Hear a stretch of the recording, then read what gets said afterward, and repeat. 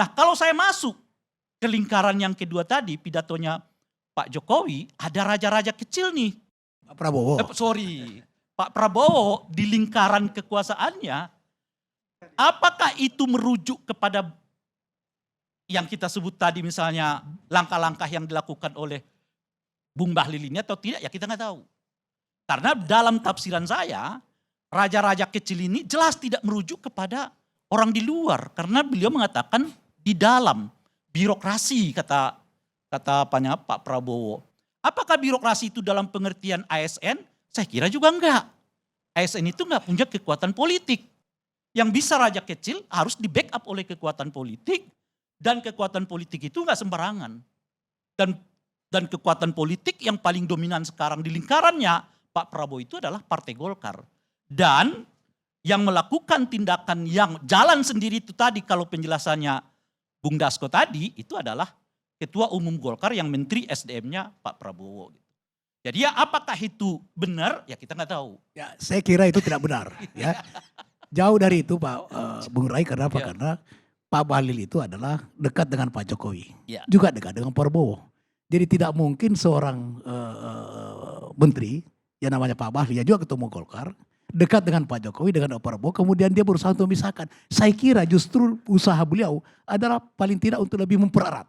Ya, baik dari komunikasi maupun kedekatan pribadi. Pak Prabowo, ya. Pak Jokowi itu menyatakan bahwa saya dekat dengan Pak Prabowo sejak dulu. Nanti di komentari ulang kali ya, supaya saya bisa efisien menggunakan ini supaya jangan bias, jangan bias. Makanya, nanti ketemu Golkar ini sudah oleh publik justifikasi bahwa dia merupakan raja kecil. Kan analisa kan, ya. Ya, itu analisa yang kita, makanya mungkin akan ada waktu nanti untuk membantahnya ya, Pak Bang Karni. Supaya saya lanjut dulu nih. Nah jadi kalau kita baca dari situ mungkin itu. Karena apa gitu. Tanpa diduga 2 hari setelah itu Bung Bahlil dalam sebuah rakernas ya Partai Golkar, ketika mikrofonnya ada agak sedikit masalah lalu mengatakan apa ini gara-gara gak dapat gas LPG. Jadi sudah melakukan tindakan yang membuat publik kita jengkel gitu. Itu pun jadi bahan lelucon beliau gitu loh. Di forum resmi Golkar.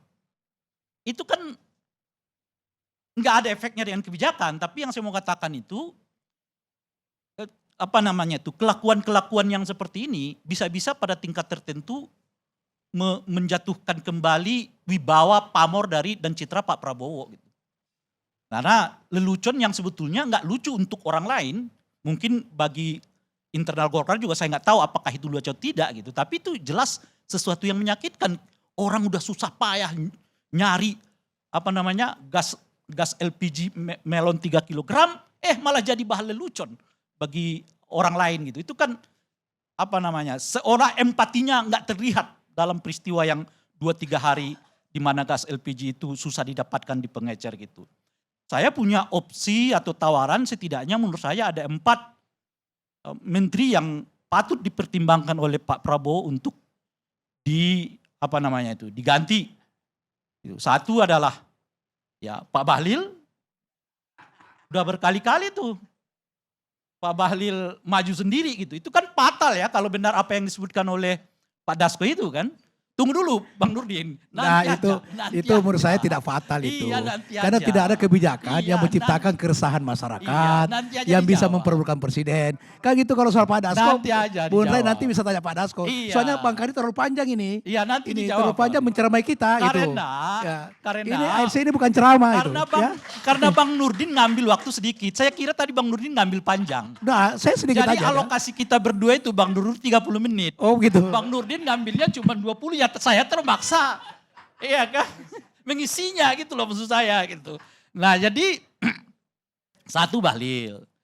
Nah yang kedua adalah Budi Ari, Menteri Koperasi ya. Yang ketiga adalah Menteri KKP kita ya, yang kelihatan tidak tegas soal pagar bambu gitu ya. Yang keempat, kalau Budi Ari tadi apa Budi Ari tadi? Kebetulan Menteri Koperasi saya itu. Apa tadi? Saya kira Budi Ari kan beliau masih ada kaitannya dengan peristiwa hukum di tempat yang lain kan. Ya meskipun beliau tidak terlibat, tetapi di eranya lah peristiwa itu terjadi gitu ya. Dan yang keempat adalah Yandri, ya Menteri Desa seingat saya ya Bung ya gitu. Dan saya tambah dan usulkan satu, yaitu Kapolri dalam hal ini Pak Sigit. Gitu. Kapolri ini menurut saya mutlak benar harus direformasi oleh Pak Prabowo. Ya, Kapolri, polisi kita ini mengarah ke apa yang sering diistilahkan itu parcok partai daripada polisi profesional itu. Nah, oleh karena tapi memperbaikinya nggak bisa tidak harus dilakukan dari kepalanya dalam ini mencopot Kapolri ya, Pak Sigit gitu ya. Nah, kalau ini dilakukan oleh Pak Bahlil, Pak Prabowo, ya kan? Nah, ini keluar dari Pak Bahlilnya. Pak Prabowo, saya kira setidaknya dua hal dilakukan oleh Pak Prabowo sekali ya. Pertama adalah konsolidasi kekuasaannya, benar-benar beliau tuh yang muncul. Ini udah pilihannya gitu ya. Dan yang kedua adalah efisiensi seperti yang disebutkan oleh Pak Prabowo itu gitu. Dalam 100 hari ini saya punya keyakinan Pak Prabowo sudah dapat menilai siapa yang layak dan tidak layak. Istilah saya yang mungkin belum optimal tapi bisa dioptimalkan. Jadi nilainya 50%. Yang memang optimal nilainya 80%. Yang sudah nggak bisa diharapkan lagi, setidaknya yang 4 itu ya, itu angkanya 30% ditambah Kapolri, sudah itu ditinggalkan oleh Pak Prabowo.